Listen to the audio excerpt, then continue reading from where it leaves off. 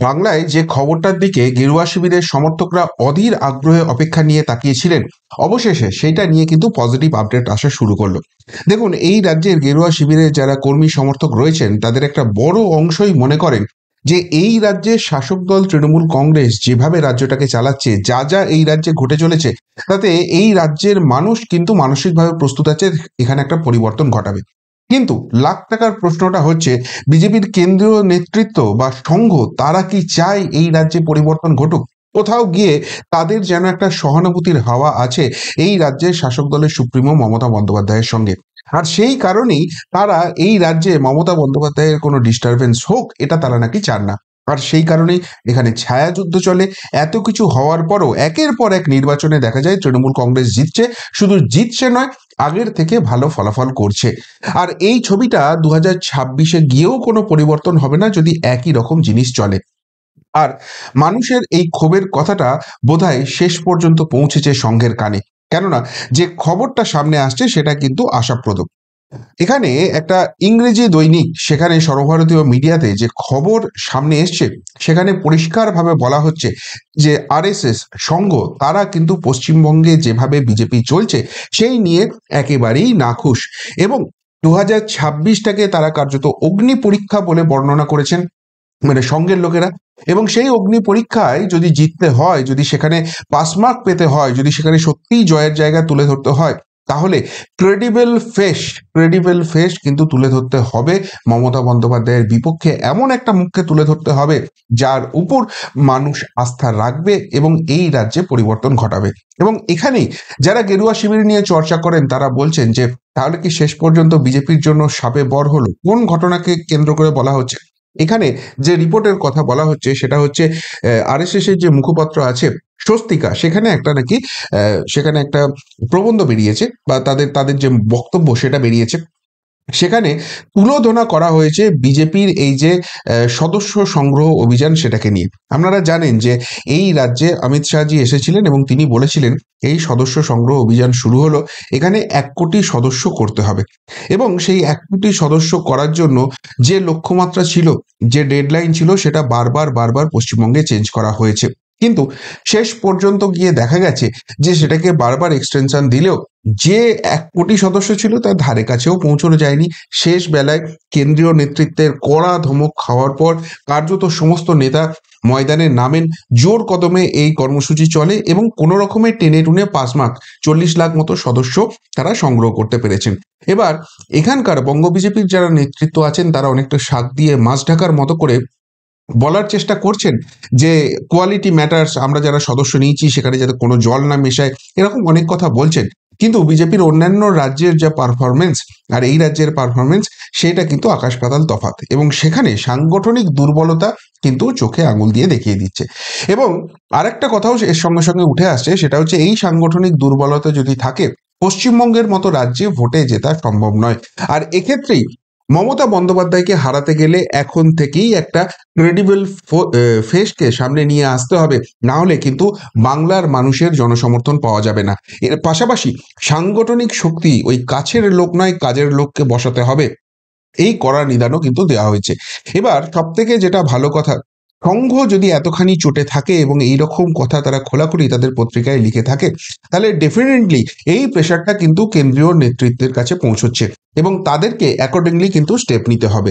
যদি সেটা শেষ পর্যন্ত না হয় তাহলে 2026-এর যে বিধানসভা যুদ্ধ সেটা শুরু হওয়ার অনেক আগেই বিজেপিকে কার্যত এই বাংলার মানুষ রিজেক্ট করে দেবে। কোথা থেকে বোঝা যাবে যে এই স্টেপটা হচ্ছে? এই স্টেপটা হচ্ছে সেটা বোঝা যাবে বিজেপির যখন এই রাজ্যের সভাপতি বদল হবে। কেননা বারবার এই জায়গাটা ডিলে করা হয়েছে এবং শেষ পর্যন্ত যেটা একটা ডেট দেওয়া হয়েছে যে মকর সংক্রান্তি, তার আগে নাকি বিজেপি কিছু ঘোষণা করে না, মকর সংক্রান্তি হয়ে গেলেই সেখানে রাজ্য সভাপতি ঘোষণা করা হবে। প্রথম কথা, অন্যান্য রাজ্যের নির্বাচন মোটামুটি হয়ে গেছে, দিল্লিতে একটা ছোট রাজ্য নির্বাচন চলছে যার সঙ্গে পশ্চিমবঙ্গের কোনো সম্পর্ক নেই।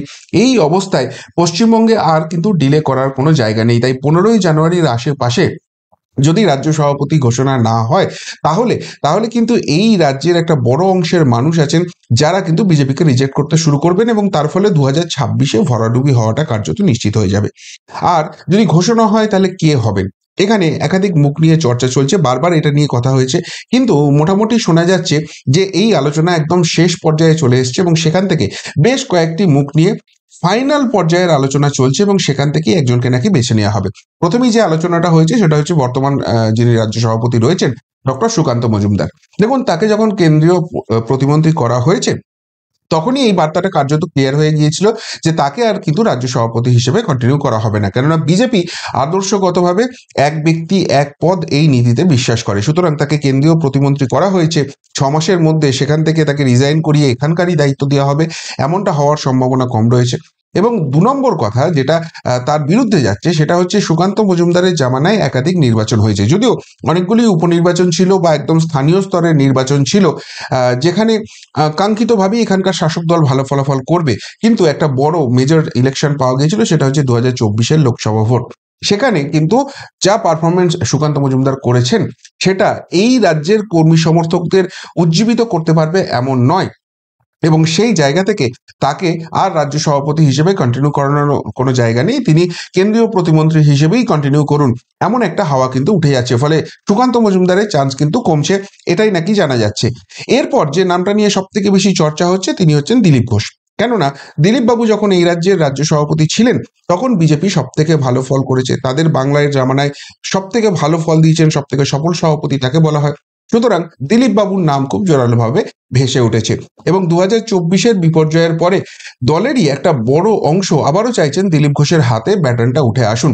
কেননা যেভাবে তিনি তৃণমূলের চোখে চোখ রেখে কথা বলেন, তিনি কর্মীদের যেভাবে উজ্জীবিত করেন, যেভাবে রাজ্যের বিভিন্ন প্রান্তে ছুটে যান এবং তার সময়ে সংগঠন যেভাবে তৈরি হয়েছিল, সেই জায়গাটাকে কাজে লাগিয়ে দিলীপ ঘোষকে আবারও এই দায়িত্ব দেওয়া হোক, এটা বড় অংশ চাইছেন। কিন্তু একটা প্রবলেম রয়েছে, দিলীপ বাবু এই কর্মী সমর্থকদের উজ্জীবিত করতে গিয়ে এমন এমন কথা বলেন মাঝে মাঝে যা নিয়ে কিন্তু চূড়ান্ত বিতর্কের সৃষ্টি হয়। বিশেষ করে 2021-এর নির্বাচনের আগে মমতা বন্দ্যোপাধ্যায়কে বারমুডা পড়তে বলা বা এই ধরনের যে কথা, মেরে মাটির নিচে পুঁতে দেবো, তাতে হয়তো কর্মী সমর্থকরা উজ্জীবিত হয়েছেন, কিন্তু এই রাজ্যের একটা বড় অংশের ভোটার হচ্ছেন মধ্যবিত্ত এবং যারা শিক্ষিত, তারা কিন্তু এই ধরনের কথাবার্তা পছন্দ করছেন না। এবং এই এই ভোটারদের মধ্যে একটা বড় অংশ কিন্তু আবার ফ্লোটিং ভোটার, অর্থাৎ ভোটের আগে এরা সিদ্ধান্ত নেন কোন পক্ষে তারা ভোট দেবেন বা কাদেরকে তারা ভোট দেবেন। সেক্ষেত্রে এই অংশকে কি চটিয়ে দেওয়া হবে দিলীপ বাবুকে যদি রাজ্য সভাপতি করা হয়? দিলীপ বাবুর কথাটাই কি বিজেপির কথা হিসেবে ট্রিট করা হবে এবং এই পোর্শন থেকে আবারও রিজেকশন আসবে? এবারের ভোটের যা ইকুয়েশন হতে হয়েছে সেখানে যদি বিজেপিকে জিততে হয় তাদের কিন্তু হিন্দু ভোটকে কার্যত একত্রিত করতে হবে, এবং সেই জায়গা থেকে যদি ওই একে পছন্দ হলো না সেই জন্য ভোট দিলাম না, কিছু ভোট স্প্লিট হয়ে যায়, সেটা কিন্তু বিজেপির এগেনস্টে যাবে।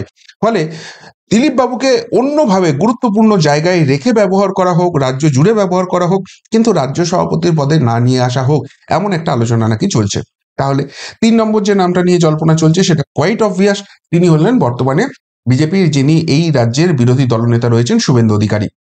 শুভেন্দুবাবুর পারফরমেন্সে সংঘও নাকি খুশি, বিশেষ করে বাংলাদেশ পরবর্তী পরিস্থিতিতে তিনি যেভাবে এই রাজ্যে হিন্দুদের এক হতে হবে বলে আহ্বান দিয়েছেন এবং সেই নিয়ে কাজ করছেন, তার পাশাপাশি যেভাবে প্রতিনিয়ত তিনি মমতা সরকারকে কার্যত তুলোধনা করছেন, তাদের দোষ তুলে ধরছেন, তিনি কিন্তু একটা অ্যাকসেপ্টেড ফেস হয়ে গেছেন পশ্চিমবঙ্গের জন্য।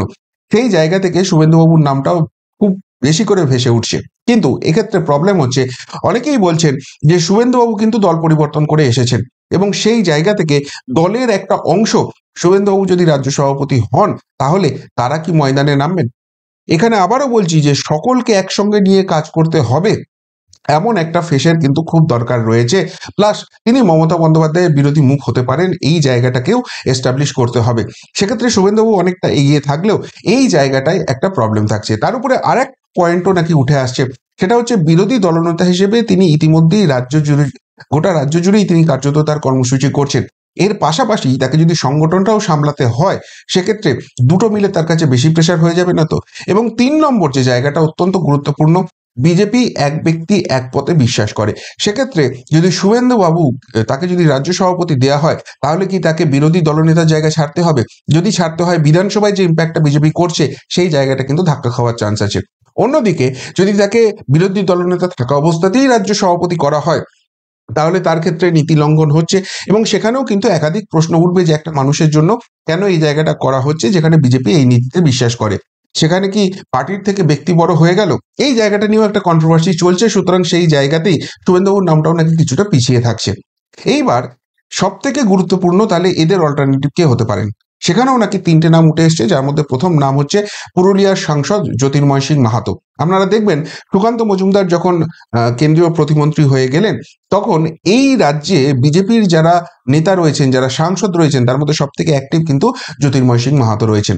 যেখানেই কোনো প্রতিবাদপত্র পাঠানো হোক, চিঠি লেখা হোক, সব জায়গাতে তিনি করছেন, মিডিয়া কভারেজ বেশি করে আসছে, এবং সেই জায়গা থেকেই জল্পনা চলছিল তাহলে কি জ্যোতির্ময় সিং মাহাতোই পরবর্তী রাজ্য সভাপতি হতে চলেছেন। কিন্তু একাংশ মনে করছেন যে জ্যোতির্ময় সিং মাহাতো যদি রাজ্য সভাপতি হন, তিনি আবার সুকান্ত মজুমদারের অল্টারনেটিভ হয়ে উঠবেন না তো? মানে সুকান্ত মজুমদার যেরকম ভদ্র, সভ্য, নরম সরম, শিক্ষিত অধ্যাপক মানুষ, সেই রকম রাজনীতি কি জ্যোতির্ময় সিং মাহাতোর কাছ থেকেও পাওয়া যাবে? তাতে কি কর্মী সমর্থকদের উজ্জীবিত করে ময়দানে নামানো যাবে? এবং সব থেকে বড় কথা, আরএসএস যে ক্রাইটেরিয়াটা একদম মেনশন করে দিচ্ছে রাজ্য সভাপতির জন্য, যে ক্রেডিবল ফেস এগেন্স্ট মমতা, সেটা কি সত্যিই জ্যোতির্ময় সিং মাহাতো হয়ে উঠতে পারবেন? এইখানে কিন্তু অনেক প্রশ্ন উঠছে। এবার তার ফলে যে নামটা খুব বেশিভাবে উঠে আসছে, তিনি হচ্ছেন রাজ্যসভার সাংসদ শ্রমিক ভট্টাচার্য। তিনি সংঘ পরিবার থেকে এসছেন, দীর্ঘদিনের তিনি বিজেপি কর্মী এবং সুবক্তা। তিনি এই মুহূর্তে পার্টির যে মুখপাত্র, সেই জায়গাটা সামাল দিচ্ছেন। যে কোনো ইস্যুতে তিনি কথা বলতে পারেন, এবং তার যেভাবে তিনি কথাটা বলেন সেটা কিন্তু একটা বড় অংশের মানুষ পছন্দ করেন। সুতরাং সেই জায়গা থেকে শ্রমিক ভট্টাচার্য কিন্তু অনেকটা এগিয়ে রয়েছেন। কিন্তু এখানেও একটা কিন্তু রয়েছে। কি কিন্তু রয়েছে? কিন্তুটা হচ্ছে যে 2026-এর যে বিধানসভা নির্বাচন হবে, সেখানে বিজেপি যে অস্ত্রে তৃণমূলকে কাবু করার চেষ্টা করবে, তার মধ্যে একটা বড় পয়েন্ট থাকছে নারী সুরক্ষা। পশ্চিমবঙ্গে কিভাবে নারী নির্যাতন হয়েছে তৃণমূল জামানায়, আর এই ক্ষেত্রেই শ্রমিক ভট্টাচার্যর নামে একটা বড় প্রশ্নচিহ্ন পড়ছে। কেননা মাঝে মাঝেই তাকে নিয়ে বেশ কিছু কন্ট্রোভার্সিয়াল কথাবার্তা হয়েছে, যেগুলো আজ অব্দি কিন্তু কিছুতেই প্রমাণ করা যায়নি যে শ্রমিকবাবু সেই দোষে দুষ্ট। কিন্তু মজার ব্যাপার হচ্ছে, রাজনীতিতে এই প্রমাণের ব্যাপারটা অনেকটা আপেক্ষ।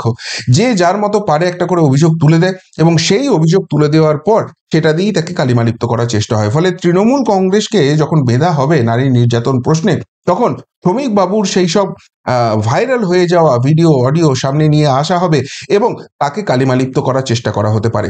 তাতে করে আখেরে যেটা হবে, মানুষকে গুলিয়ে দেওয়ার চেষ্টা করা হবে, যেভাবে সন্দেশখালী করা হয়েছিল।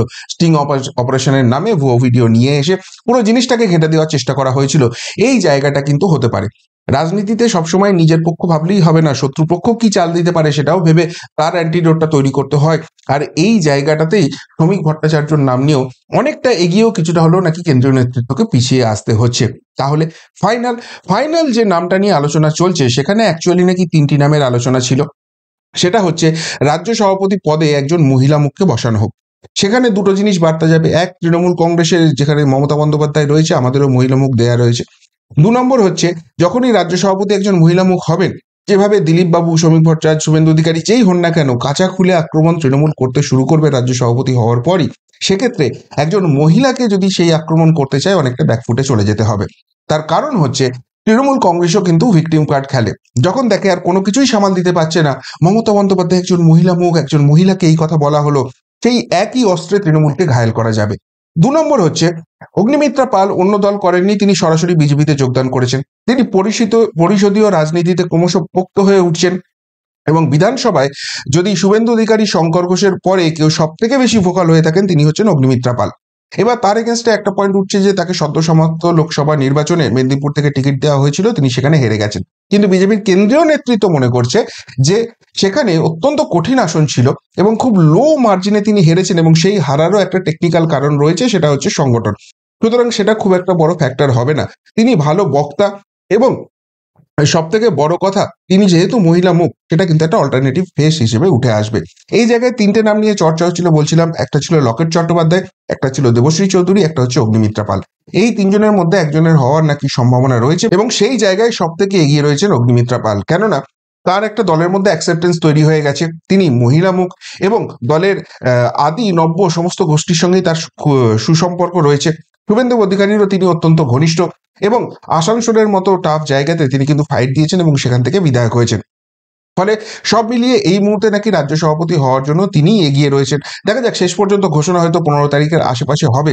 কিন্তু যেভাবে সংঘ কড়া নির্দেশ দিয়েছে যে একজন ক্রেডিবল ফেস মমতার এগেনস্টে তুলে আনতে হবে, এবং যেভাবে গয়ঙ্গচ্ছভাবে চলছে, যেভাবে অগোছালো সংগঠন নিয়ে চলছে, সেইভাবে চললে 2026-এ বিজেপি কিছু করতে পারবে না। পারবে কি পারবে না সেটা তো 2026-এর নির্বাচন হলে বোঝা যাবে। কিন্তু এই যে অ্যাটিচিউডটা যেটা এই রাজ্যের বিজেপির কর্মী সমর্থকরা দেখতে চাইছিলেন, সেই অ্যাটিচিউডটাই কিন্তু শেষ পর্যন্ত আরএসএস দেখালো এবং সেটা দেখালো এই রাজ্যের যে সদস্য সংগ্রহ অভিযান সেটা কার্যত মুখ থুবড়ে পড়ার পর। আর তাই অনেকেই বলতে শুরু করেছেন যে এই ফেলিওরটা কার্যত শাপে বর হতে চলল। সত্যিই কি এবার সিরিয়াস হবে কেন্দ্রীয় নেতৃত্ব? সত্যি আরএসএস এর এই কড়া দাওয়াইয়ের পর বঙ্গ বিজেপি রাইট ট্র্যাকে আসবে? এই রাজ্যের তৃণমূলকে হারাবার মতো জায়গায় তারা 2026-এর আগে নিজেদেরকে নিয়ে যেতে পারবে? নাকি এই এই রাজ্যে বিজেপির আশা কার্যত শেষ, যত যাই করা হোক তারা কিছু করতে পারবে না? উত্তরটা অবশ্যই কমেন্ট বক্সে কমেন্ট করে জানাবেন। এখনকার মতো এখানেই শেষ করলাম, ফেরত আসছি নতুন প্রতিবেদন নিয়ে খুব তাড়াতাড়ি। ভালো থাকবেন, সাথে থাকবেন, পাশে থাকবেন। নমস্কার।